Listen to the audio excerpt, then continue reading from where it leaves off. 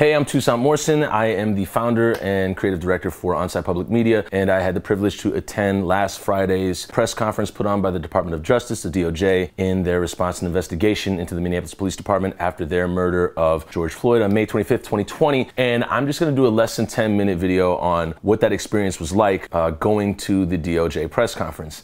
Some other videos will come out after this, shorter videos that will just kind of give my insight and my thoughts and opinions on what happened throughout the press conference. But this is my walkthrough of what it's like to go into a federal press conference. So the day before, I was notified by a community leader, hey, this is happening. They want local press there as well, because there's gonna be the BBC, CNN, NBC, and to have local people there is a big deal as well, local press. And so I went about sending my information to somebody that's a spokesperson for the federal government, and they took my information down and said, yes, you can attend.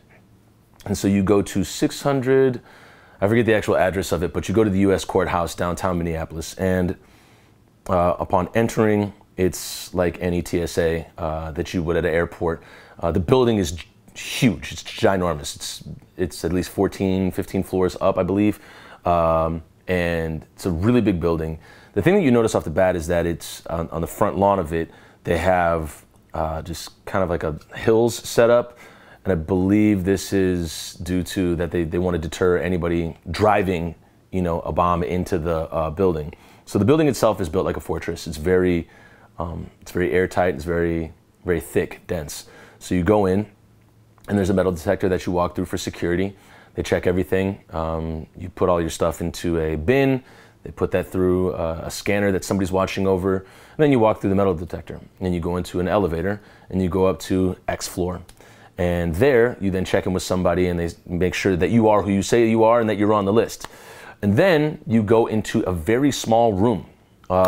It's not that big. I guess maybe it was big, but it felt small because there are, I want to say 30 to, 25 to 35 people packed in there, and everybody has their camera gear. And I'm talking giant cameras, broadcasting cameras, and they're all streaming, to their respective news media outlet. And then there's a podium up there as well. What you don't really notice right away are the people that don't have cameras, and they just have really nice suits on, and they're just there. And they are these big buff dudes that are federal security. And I would assume at least one or two of them are, just U.S. courthouse security. Can't confirm or whatever that, I don't know if that's them or not. But one of the guys looked like a Minnesota guy. I couldn't tell. But you go into this small room, and I had a very, very small setup. I had one GH5 Panasonic camera, and then my phone. And what blew me away is that nobody was recording on their phone. And with the litany of technology that we have now, you can get a pretty smooth shot, and then later on with Auto AI or Crisp, you can clean up the audio like that. Anyways, I digress, that's for another video.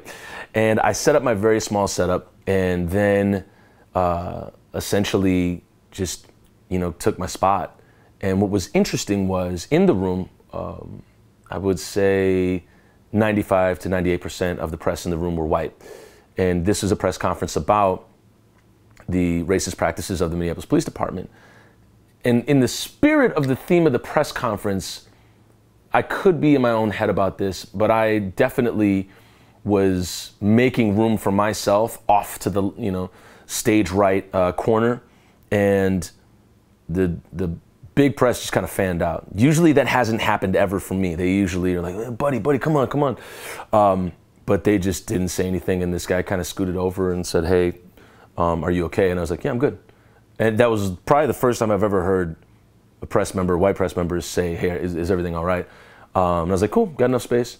Set up my little setup, my little tripod, little camera. And then I had my phone. I was just holding it like this the whole time.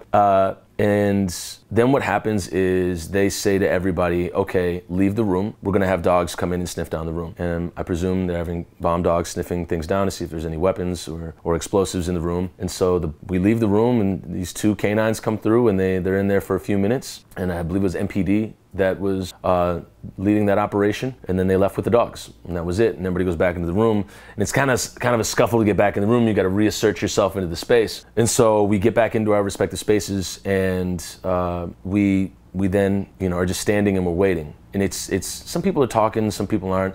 It's fairly quiet, and then all of a sudden, a very tall woman came out, and it looked important. Like I thought this was the beginning of the show. And she's like, they'll be out in 2 minutes. And then she goes over and stands somewhere, and I'm like, okay.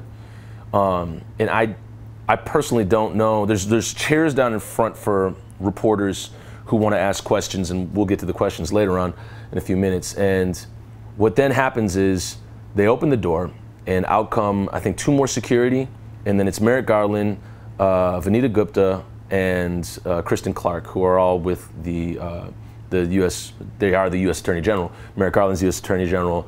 Vanita Gupta, I forget her actual title, but then Kristen Clark's a United States Assistant Attorney General. And then along with them is Mayor Jacob Frey, and then MPD Police Chief Brian O'Hara, and then another woman, her name is Ann Bilson. She is the U.S. Secretary for Minnesota, I believe, or Attorney for Minnesota. I got to look up her credentials later on, because there's a thing that happened at the end with her that I'll explain very quickly. Merrick Garland goes up and speaks. Then Vanita Gupta goes up and speaks, and then Kristen Clark goes up and speaks.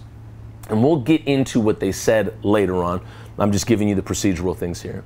And then what happened afterwards was, Merrick, Vanita, and Kristen expressed deep concern for the MPD.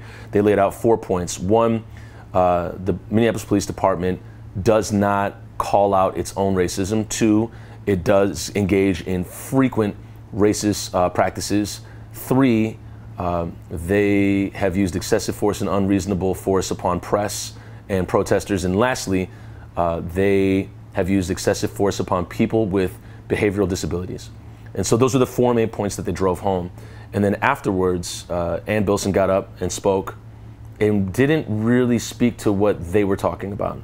Then Mayor Frey went up and spoke and even went further off and even set it up as like, hey, come on down to the police force, be one of them, we need police officers.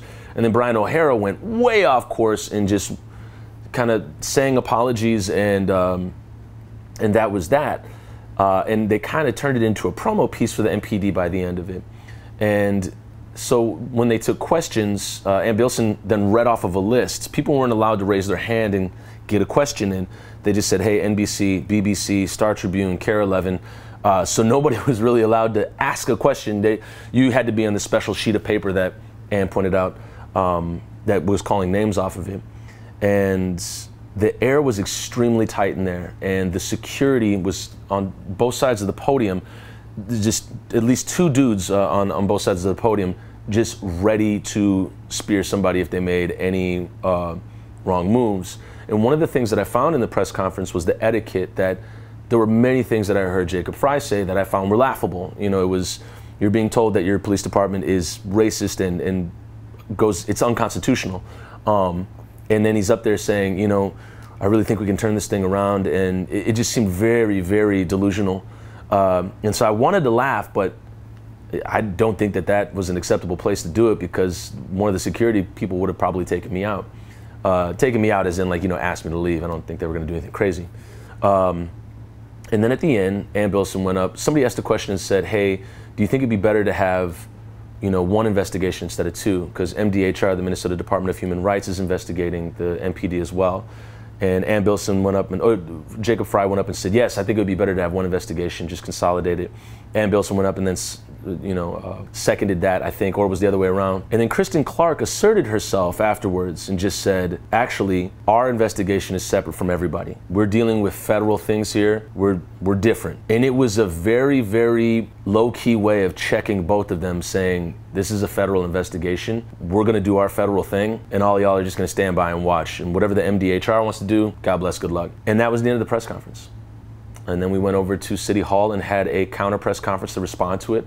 But the overall feeling of it was very intense, really, really intense. And so that's one of the things I took away from it. And then also learning the etiquette of everybody in there. But that was the front to back end of it. And if you ever have the privilege to attend a federal press conference, that is maybe what it will be like, but that's what it was like for me. yeah, check out the Instagram or the YouTube for more videos that will cover this press conference and tell you more about it. All right, see you on the next one.